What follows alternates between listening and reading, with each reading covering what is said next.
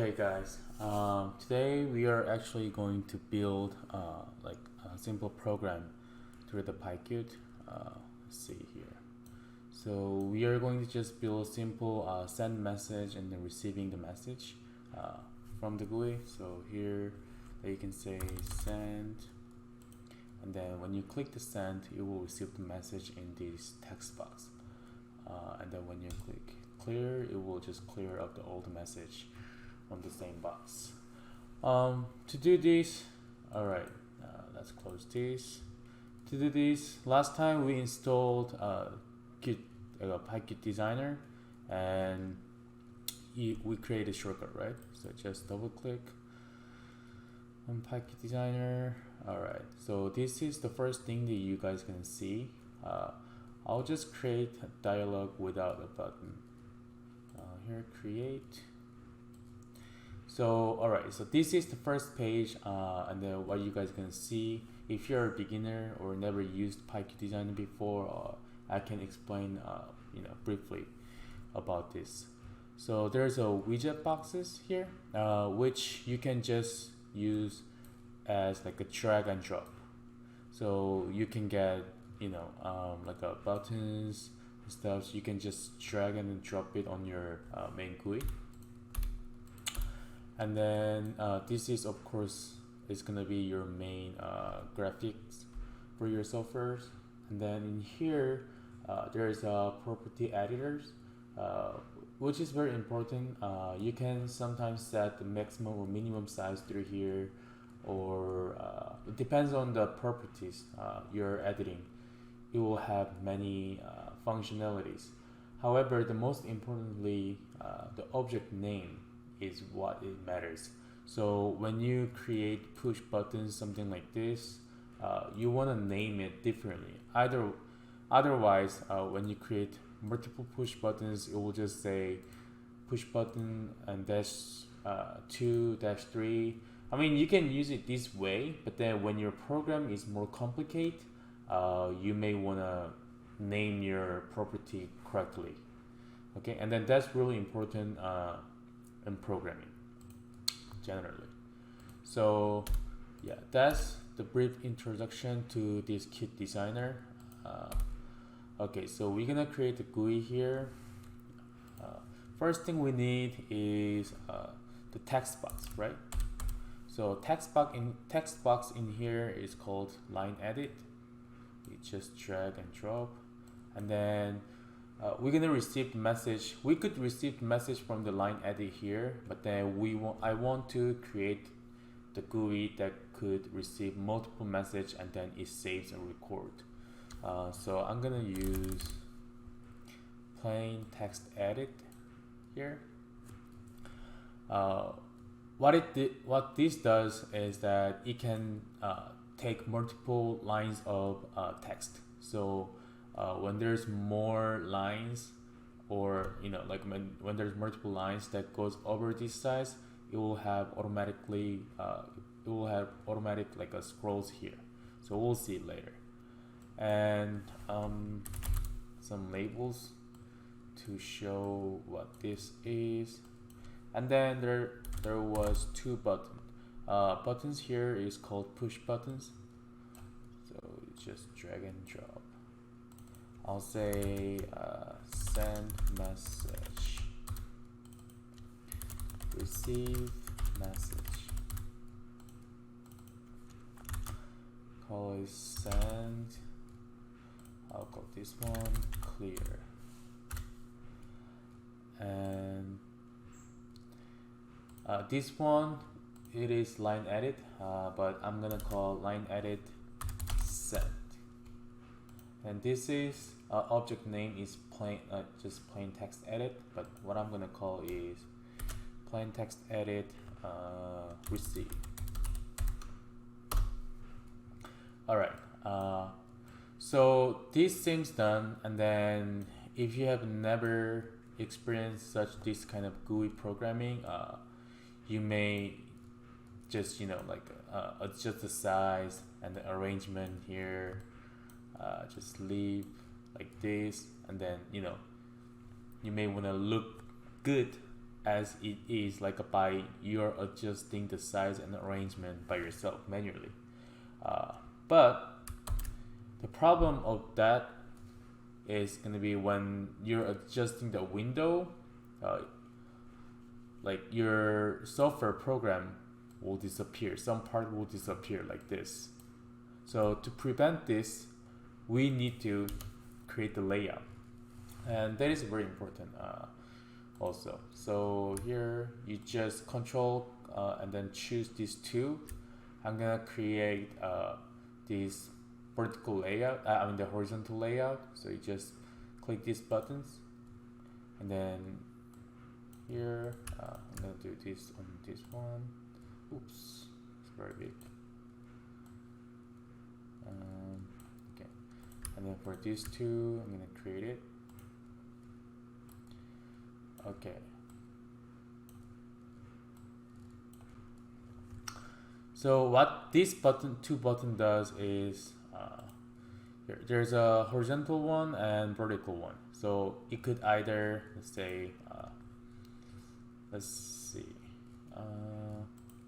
So I did the horizontal one for these two actions, to arrange it horizontally. And then what I'm gonna do here, click this layout and arrange it vertically. So you're gonna create the layout vertically through this button. So see, now you have nice layout of the software GUI, and you just adjust the window a little bit depending on like how big you want your GUI to be. And then right click, there's a layout, and you hit layout in a grid. What this does, okay, so let's do this. So far we created layout. However, this is not layout in a grid, which means it still could, make your GUI disappear, like some parts, when users try to adjust the size of your window. But when you hit layout and the layout in a grid, and then do this, it will make the software, the GUI, like, I guess I could say relative layout. Like depending on the size of window, it will adjust the size of each, either like line edit, like plain text edit, or buttons. So this is very good, right? And then more makes sense, I guess, as a software. So we just created GUI here. I'm gonna save this. Let's see. Desktop stream. I guess I'll say lesson 1, and then I'm gonna call message sender GUI. Okay, so I save this. What this does, when you save, it will create, let's see, it will create the Qt file, which is UI file. Here, desktop stream lesson 1. So you can see the file type is Qt UI file. You cannot program with this file, okay? So you have to actually convert this one into the Python file. What you need to do is, let's see, go to the command prompt here, and you have to find your Python's installed location. For me, it's not this one. It's usually in your username and the app data local. If you install on the default location, and then local, and then programs, and then go to Python here. I got Python 3.9, and here.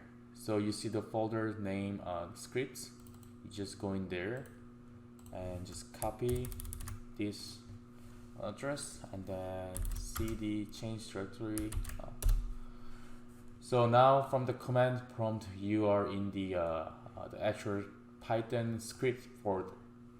See, why you need this is that there's a command that you're gonna use, which is PyUIC5. This will convert the UI file into the Python file.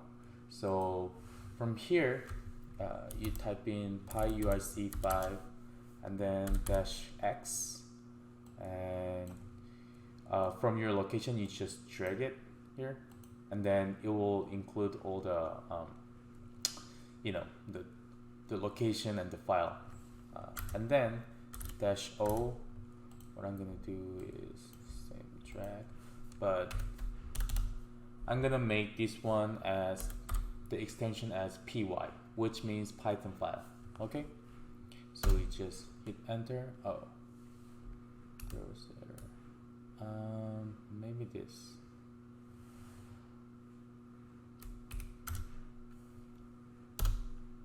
Okay, so you have to put the space in between. Okay, so I did this. Now when you see the folder, you could see there's a Python file created. If you double click it,